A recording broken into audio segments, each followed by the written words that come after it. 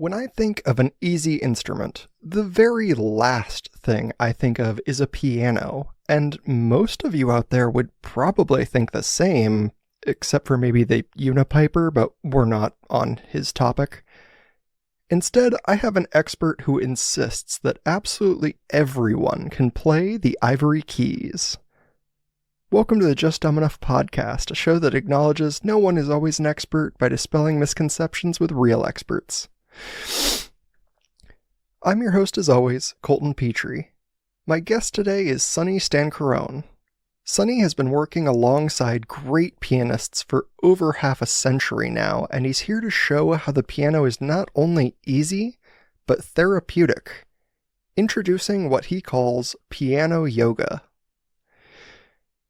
We did have a lot of audio issues in this interview, and you'll notice some background noise that even Sonny tries to shush, but I have done my very best to eliminate as many intrusions as possible for your listening pleasure.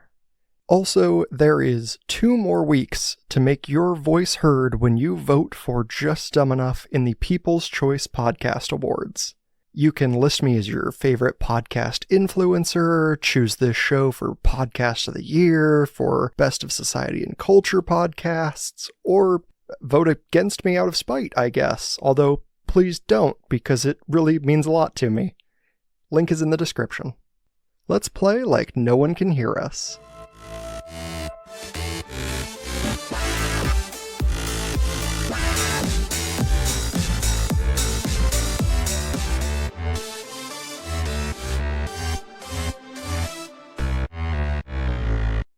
Welcome to the show, Sonny Stancarone. How are you doing today? I'm doing very well, and I'm very happy to have you on. Why don't you introduce yourself a bit for the audience?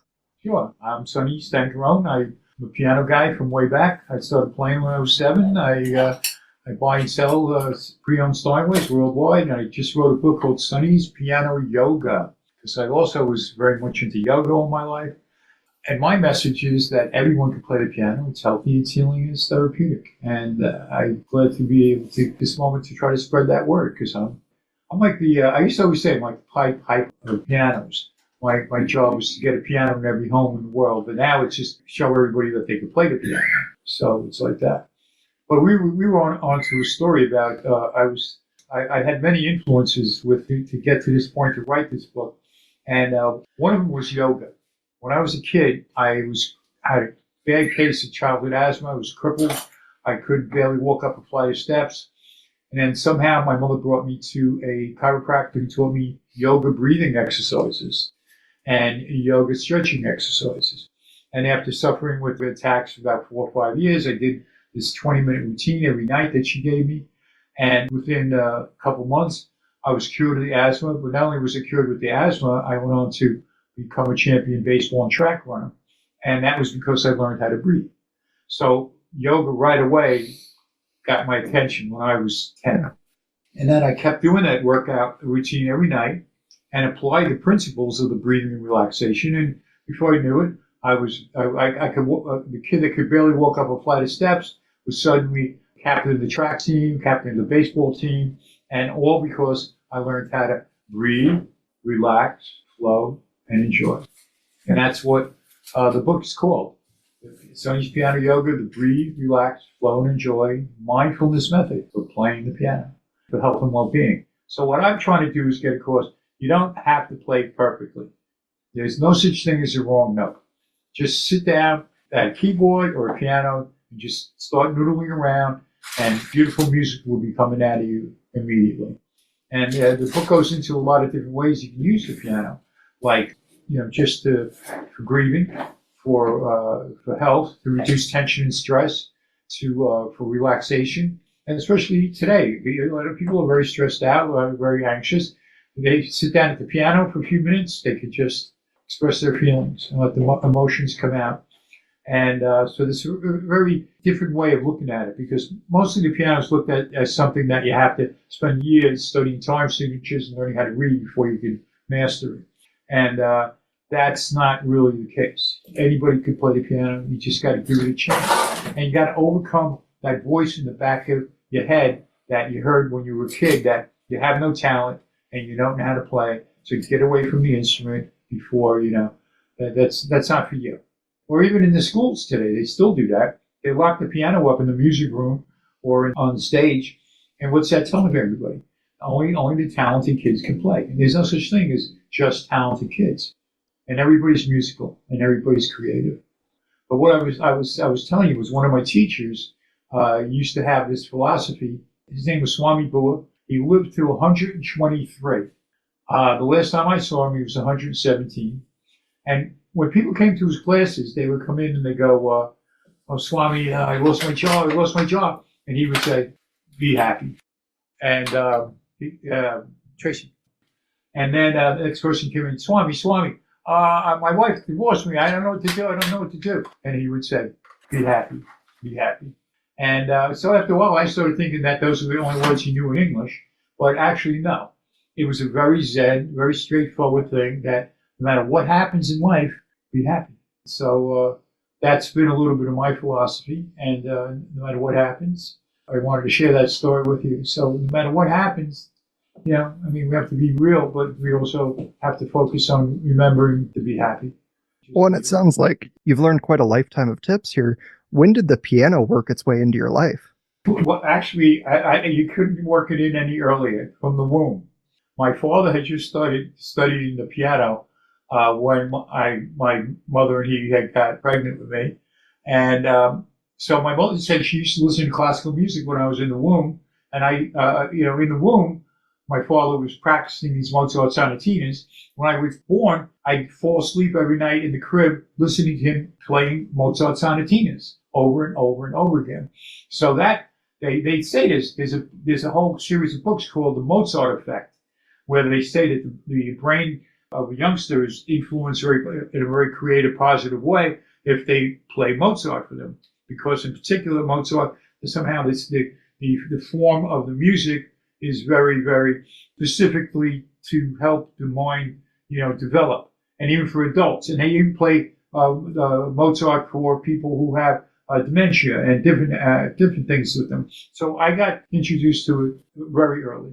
And I was born into a family of extended musicians.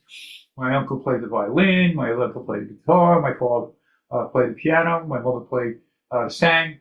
So I was blessed. So, and then when I was 7, I got piano lessons from my father, and we went. And he was very relaxed about teaching me how to play. He didn't really tell me, "You're doing this wrong. You're doing that wrong." He would just give me stuff to play. And I actually love playing scales and playing. Most people are like, "I hate scales. I can't do that. I can't play them over and over again." But I think I used to go into a trance. And again, partially at just the time when I started getting into the yoga. So I got into, just having a very relaxed approach to playing. But I did learn a lot from my father. And I did learn a lot just from being in rock bands. And then from there, what happened was, because I was very good with the sports, and it was based on those yoga principles, when I got out of college, I went to a Delphi and a track scholarship. When I got out of college, I started teaching these breathe, relax principles to other athletes and this yoga stretching. And it turned out it was good for improving performance in any particular sport, not just running. And so I was running clinics. I ran clinics for high schools and colleges, and wherever I ran the clinic, I would teach them how to breathe, relax, flow, stretch, get very flexible. Flexibility exercises, which were actually yoga exercises. And before you knew it, I did some sessions for the Olympic Committee. The Yankees hired me, but then they unhired me. I was teaching doctors, so my piano career went on hold while the sports performance and injury prevention guy, played out. And then I was doing stress management. I was one of the first people to do stress management. And then I was doing it for corporations, for schools, for kids. So one thing led to another. So I have a real background, and I studied with a lot of yoga teachers, and I taught thousands of yoga classes. So between the yoga and then the music, eventually I decided, I've had enough of this. Let me just open a music school. And I came to Sable, and I opened a music school, and I just decided to buy and sell some pianos and teach. And teach other teachers how to teach. We had a great time doing that. So now, I'm slowing down a little bit, not slamming those pianos out all over the world like we were doing. And I'm doing the book. I'm trying to promote the book and teach people that they can play the piano too. Did you ever play an instrument growing up? I have tried to learn a handful of instruments. I am not very musically proficient. You see, that's what I'm going to send you a complimentary copy of my book because that's what people say. But they don't realize it because, they never really got a chance at it. Or if they did sit down somewhere, somebody said, hey, you don't have any musical ability. Yeah, you don't have any talent. Or they were introduced to it in a way that it was not fun. It was not enjoyable. At my school here in Sable, I used to tell my teachers, when the kid first comes in, don't pull out the theory book and say, well, here's middle C, and take this home, and you have to learn to read. This is a quarter dot a quarter note, dot an eighth note. I used to tell them, when the kid comes in, I want you to ask him, what song does he want to play? Of all songs in the world, what song would he like to play? And then I told the teacher, give him a simplified version of that song. So when he leaves here, he'll leave happy, not going out of here like he has to do more math homework. And then when I used to take the parent to the side and I said, listen, please don't tell your kid to study. No, don't tell your kid to practice. Don't tell him to practice the piano. Tell him to play the piano. And that one little change in that word makes all the difference because now you're going to play the piano. So, and then some people have to be, we need writers, we need podcasters, and we need some piano players, and, we need everything. So, sometimes it's just not in your karma to play an instrument, And we need people to listen as well as to play the instrument. So, but being that, I guess it's very environmental. Depends upon what we grew up around us. So that was the long and short of how piano yoga came to be. And now I see it on the internet that more and more people are showing each other how to play the piano. And that's what I feel is my role, is to inspire that and to promote that it's not just for talented people, because I don't feel there's such a thing. I mean, you can say there's some, I don't really believe that there's all that much credence to, he's talented and he's not. We all have talent.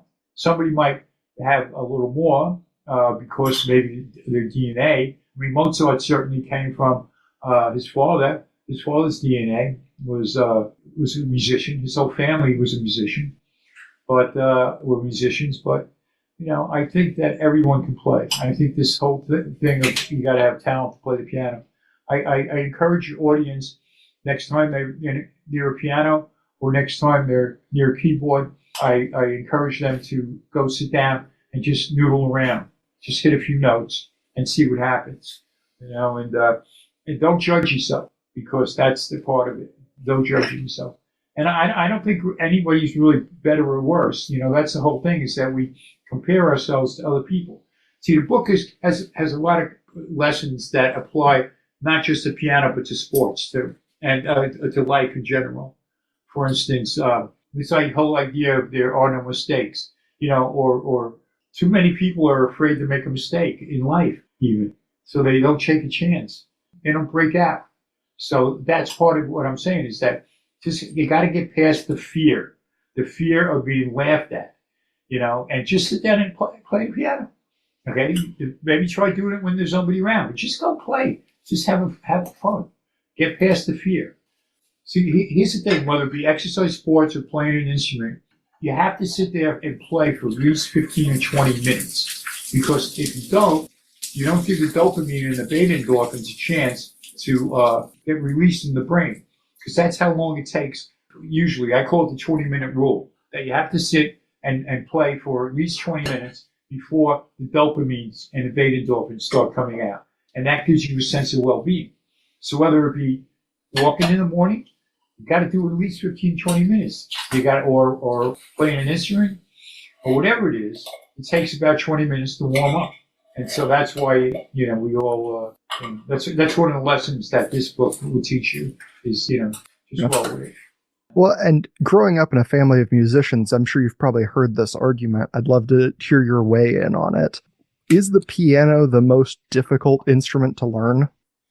That is a very interesting point of view because it's actually the opposite. Making noise. It's actually the opposite. I feel that the piano is the single easiest instrument to play because again, you're looking at it from a conceptual perspective. There's two ways of looking at everything. It's intuitive or conceptual. So if you feel you have to learn music theory before you could play the piano, then yeah, piano can be very difficult. But if you just sit down and play, which is what I'm saying to do, it's the easiest thing. Because even a guitar, you have to wrap your fingers around, you got to get the right, or the horn, you got to get the right aperture, the mouth, to get the right sound out. With a piano, you sit down, you hit a note.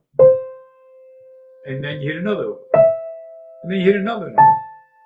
Or you hit a bunch of notes, and now you got a chord.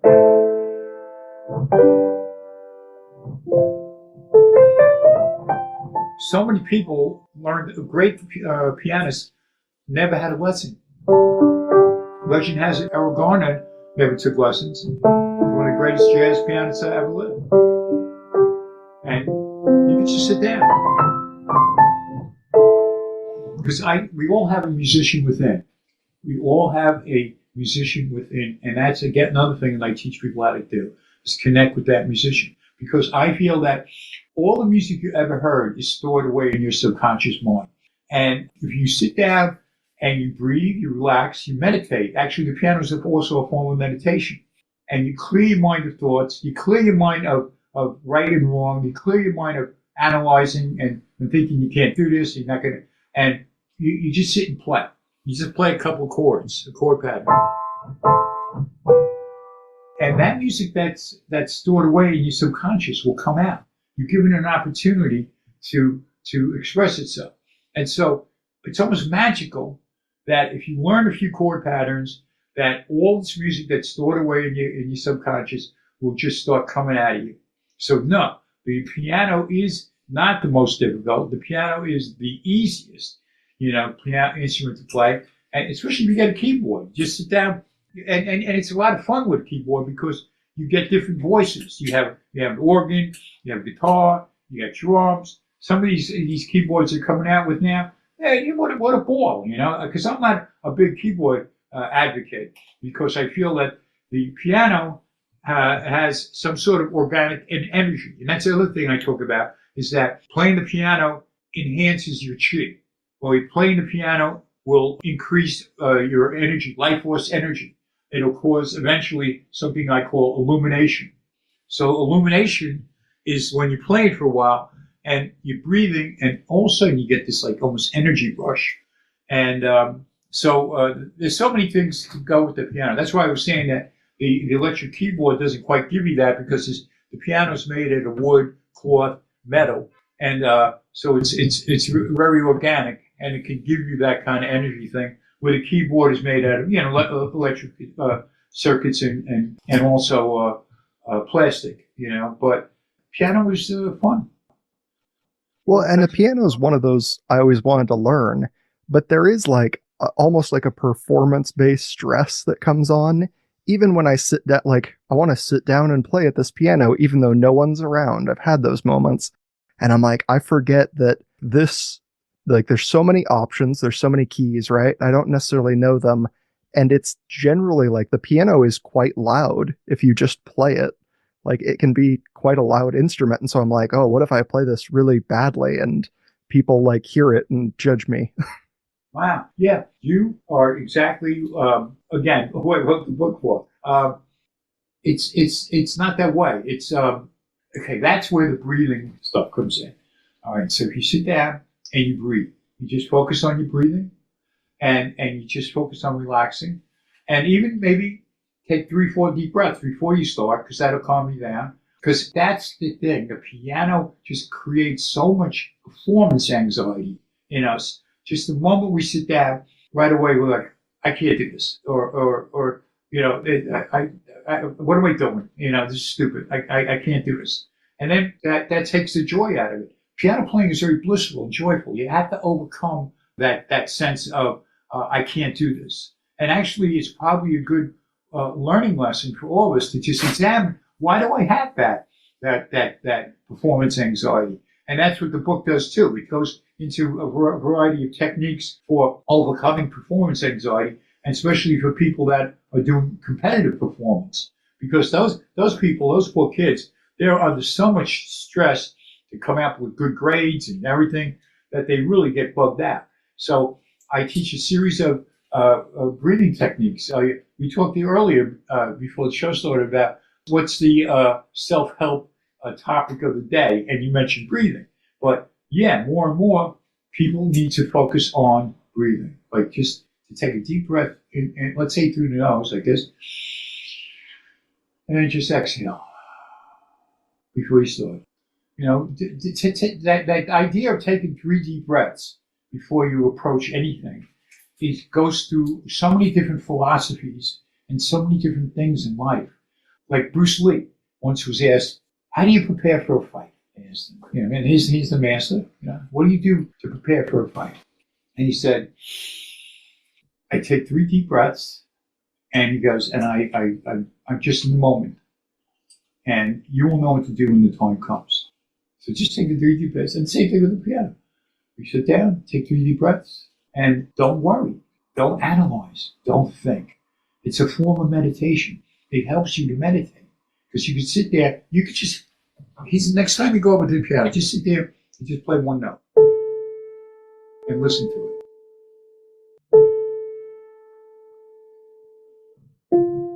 See, we've been brainwashed into thinking that this is only for people that, you know, have talent. There's no such thing. Everybody has the ability to play, everybody has talent, and everybody can just go over and start making music. The journey of a million miles starts with one step. So that one step is just to sit down and just go, okay, I can do this. Don't even think. And like I said, the music is, sometimes I think the people that have the most, I call it the resistance factor.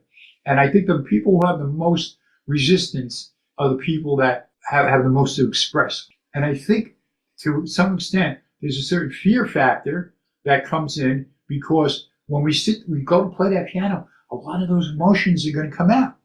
So on some level, on some subconscious level, I think that we feel that if we sit down at that instrument, that a lot of emotions are going to come to the surface. And maybe we're not ready for those emotions to come to the surface.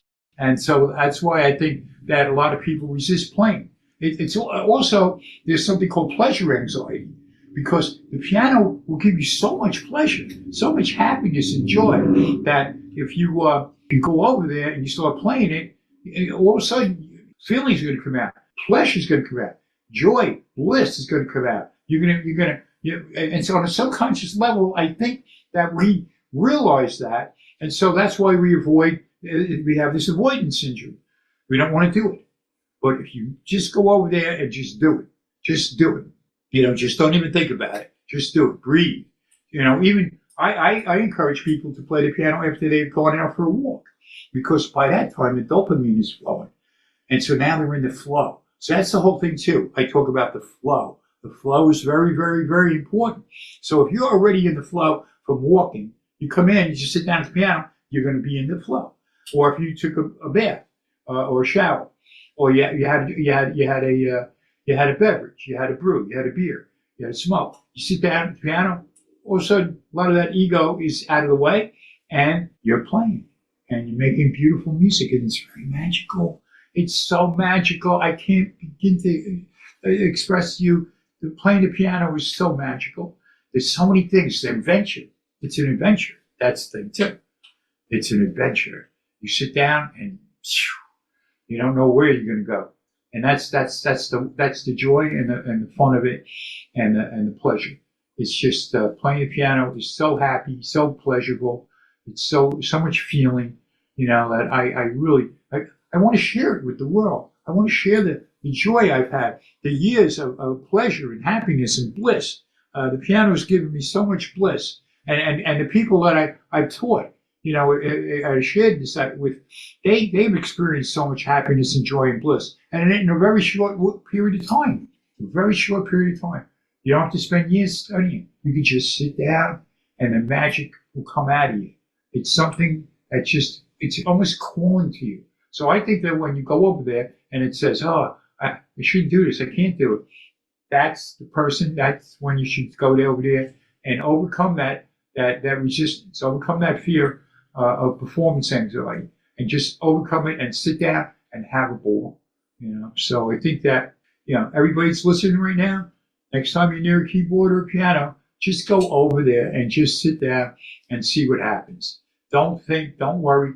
It's so funny. We've trained our minds not to be afraid of being judged in so many different arenas that, but when it comes to the piano or an instrument, it doesn't always apply. But if you just think of it in terms of, I'm just going over it, and you don't have to be the best. That's it. You don't have to be judged. There is no right or wrong. There is no judgment in the piano playing. It's just a matter of playing. Just play. My beloved Connie Carruthers, my teacher, colleague, friend, she used to say, just play. Don't think, just play. Don't analyze, just play. Just see what happens. Give it a chance. You'll be glad you did, and you'll be surprised what can happen. Well, and I think it's very important to take in that advice of like how to approach this, because, taking those deep breaths and then just going for it is much different than the way I think most of us handled that situation, which is like, we treat it like we're diving into cold water. We like hold our breath and then we jump in and then we're very stiff and you're like, all of this is wrong. Yeah, that's interesting. Yeah, you got to take a Zen approach. Like a Zen approach is empty mind. Don't think. Don't be perfect. That's the other thing. See, that's part of it. One of my main philosophy is don't be perfect. That's what I meant again. There's applications here that I teach on the piano that apply to everything in life. The life lessons. So don't be perfect. That's the whole idea. We think we have to go, everything we do, we think we have to be perfect at. So we're looking at the piano, it's like, I can't be perfect. And you see thousands of piano players and you're like, oh, I can't do that. And well, why do you have to do that? Why can't you play you? I mean, people come to me and they go, I want to play jazz. I want to sound like this person or that person or John Legend. I want to sound like Alicia Keys. I've had people come into me and say, I want to play their song. I want to sound. I go, why don't we take a deep breath? How about we try to sound like, or you don't try to sound like, how about we play Marlene? Why don't we find out what Marlene's got to say, what she's going to express on this instrument, rather than you got to try to play John Legend, and now you set this up in your mind that, well, you can't be John Legend, but you're going to try to play it. Just sit down and have a good time, Just have a good time. And the same thing in everything in life. Somehow this idea of we have to do it perfectly spills over into everything. It poisons our joy. It takes so many wonderful things that we could have done out of our reach, because we feel we have to be perfect. And this is the training in this educational system that we got. I was part of that educational system. And sometimes I walked out of schools because they were just torturing the kids. They had to do it perfectly. Why can't you do it just for doing it? Why can't you just do it for the joy of doing it? And that's the idea. It's just to have fun. Well, and there are, as the world expands and there's programs out there, I know there's a lot of things like Rocksmith was out for a while. It's very interesting to hear people talk about it because they're like, oh yeah, I learned how to play the guitar through it. And you're like, well, did you learn how to play the guitar or did you learn how to play the songs? And then they kind of sit and realize where they're like, oh, I learned how to play the songs that I learned really well, but I don't actually know how the guitar works. So they're like, yeah, I could play this song, but I've never like freestyled. I've always been very strict in like having to hit every note perfectly because it was gamified to me. Yeah, no, improvisation is important. When people ask me, what kind of musician are you? You play jazz, classical rock? I say I'm eclectic, and I play. I'm an improviser. Just you sit down we're constantly improvising in life. In fact, everything we do is kind of this some sense of improvisation. So when you sit down at the piano, don't think you have to play a solo, just improvise. There's two different things too I teach. That's one of the first things I do is teach the black note flow lesson. And that's strictly intuitive improvisation. I don't show you which notes are what. Just play the black notes, hold the pedal down, the right pedal, the sustain pedal on the piano, or the damper pedal on the piano, on the keyboard, and just play the black notes. And already you're improvising. So when you improvise, all bets are off. You can do whatever you want to do. You know, you can just play atonally. But what I show in here is that from improvisation to the chord patterns. So I do teach, if you never played before, I do teach basic music theory, but I teach the chords and the chord method. And then I teach you how to use the Hal Leonard Easy Play sheet music books. What they do is they just put the notes and they put the chord above the note. So it's very, very easy to play songs, or it's very, very easy to just improvise. Especially when I show you some chord patterns, you just sit down and start playing. Or, like I said, you could play atonally. You know, you could play Cecil Taylor was an incredible piano player, and he just even though he studied classical from the time he was a kid, by the time he finished, a lot of these type of demonstrations of this kind of methodology of playing. I have a link to Cecil Taylor playing on YouTube. If you look up Cecil Taylor, he's very, very out there. Or even my teacher, Connie Crothers, who does a lot of atonal jazz music, spontaneous improvisation is what Connie used to call it. And spontaneous improvisation. So just sit down and whatever comes out, comes out. Yeah. Well, it sounds like this book would be immensely helpful to anyone because you could do it, I mean, like you said, keyboard, piano, anything just to get yourself motivated into it. So where can people find the book?